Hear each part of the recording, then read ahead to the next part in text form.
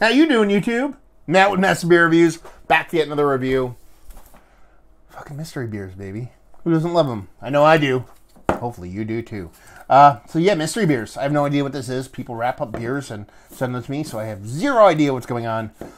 Everything's covered here. No clue. We're going to crack it. We're going to drink it. There you go. White label. Not much on there. Cap's even covered with electrical tape. This beer comes courtesy of Chris. He's been setting me up with these mystery beers for a while now. This looks like a gigantic beer. Yeah. He's been crushing it, so I'm infinitely appreciative to him. But, plug, this is the only time I'll ever ask you for beers. Send me mystery beers if you're out there, and if you ever feel like sending me beer, send me the mystery beers. They're the hardest ones to get, because I can't know what they are. So, anyway, what do we have here?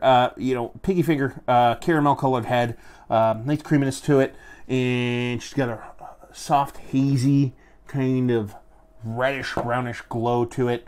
It looks like a beer that he already did, or he gave me, and I reviewed the other day.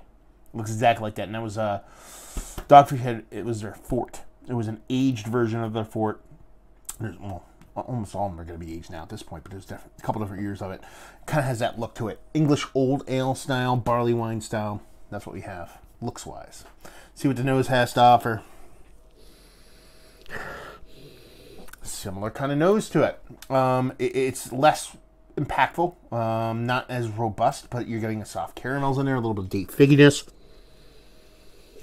Yeah, a little bit of soft hoppiness, and that be that. So yeah, kind of has that kind of English old ale kind of barley wine, American strong ale with some time on it kind of vibes. Dive in. Cheers.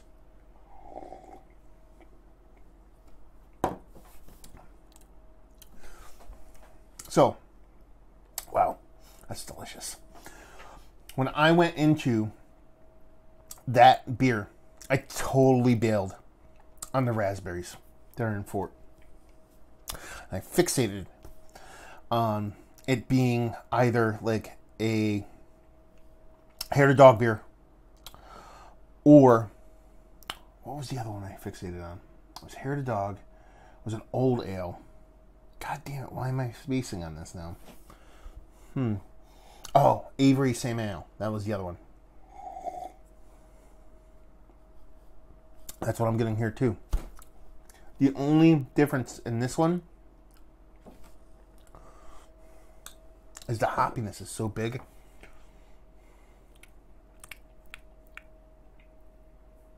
The hoppiness is so big, it could be like a really old 120. Yeah, it's a huge beer. It's super high in ABV. It kind of tastes. Now he has that thing in my head. This is where it kind of fucks at you. The mystery beer stuff. Thing in the head that he already packed the Fort, so it could be a 120. It has 120 vibes. The hoppiness of it is that much bigger than what you typically get from. I wouldn't necessarily say hair to dog beer, because some of the stuff can get relatively hoppy, but yeah, it just tastes like a big.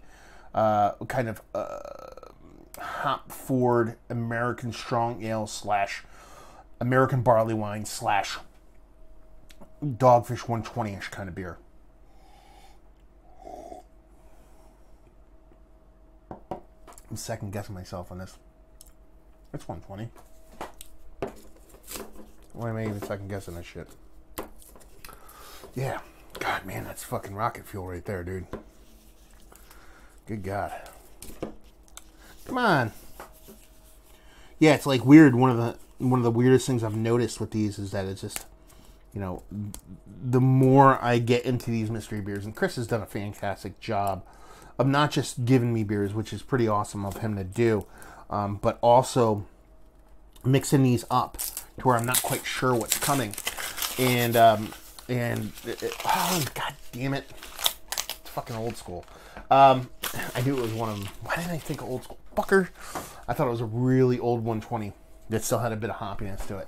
Anyway, but he's been really good at kind of mixing up. God damn, dates and dates. I'm fucking Dogfish Head. I'm fucking sinking on the bottom on these Dogfish Head mysteries. I get close, but not close enough.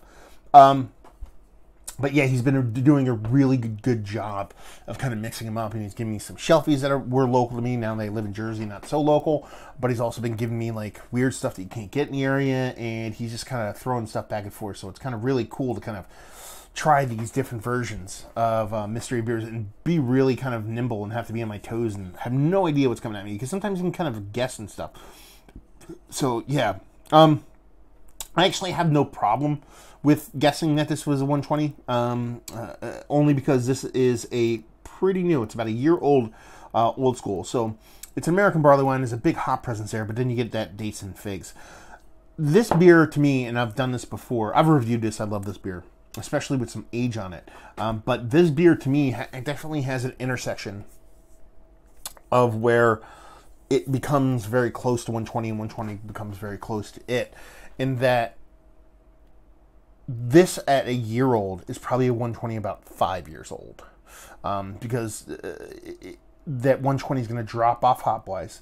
It's going to have the same amount of hops. This has only a year old, but this also has dates and figs in it, whereas 120 will develop that kind of date figginess that aged beers, good aged beers, tend to do over time, and they kind of intersect at a certain point, and that's kind of why I have no problem with the things that I said about it, because it's just a rich caramelly kind of date figgy thing going on, and a big hoppiness, so it kind of triggered me to go 120 on it. But yeah, I have no problem with saying that, because at different ages, I could probably, if you gave me enough kind of age variants, I could probably get a 120 and one of these and put them side by side, and they'd be very, very close as far as taste goes. So, I mean, as far as what's what with this beer, is one of the better American barley wines that I've had as of late. I've always loved this beer. I love it. I love it aged more. If you gave this a couple more years and kind of drop that hops off even more, I'd dig it. But I've always loved this beer. So, go back and watch my review of it. Even that was probably like 3 or 4 years ago. So, who knows? I might sound like an asshole. I always sound like an asshole. Anyway, yeah, so I dig it. It's usually, $12. No, not even $12. It's a bit cheaper, right? $10 a bottle. $9 a bottle by me, so it's a pricey beer, but it's readily available, and leave you with, if you like what we like this. If you like aged 120s, if you like dates, figs, big hops, if you like big, experimental, gigantic, huge ABV beers, you'll dig this, because it's tasty, it's fun, it's probably one of the better, if not one of the best beers that Dogfish Head makes, at least in my opinion. So if you like big, huge, malty, English barley wine, old ales, if you want a bit of an American twist on it, this is your jam. So there you go. Another review in the books down there if you want to talk about it. Type in Massive Beers to go to the social media. See me doing all kinds of kooky shit over there. Type in Beer Massive into the Google or podcasting app to find me doing a bunch of podcasting stuff, brewer interviews, all that stuff. And there you go. Well, hopefully you guys enjoyed the review. Hopefully enjoying an aged 120 or a Dogfish Head old school right now. And hope to see you next time. Cheers.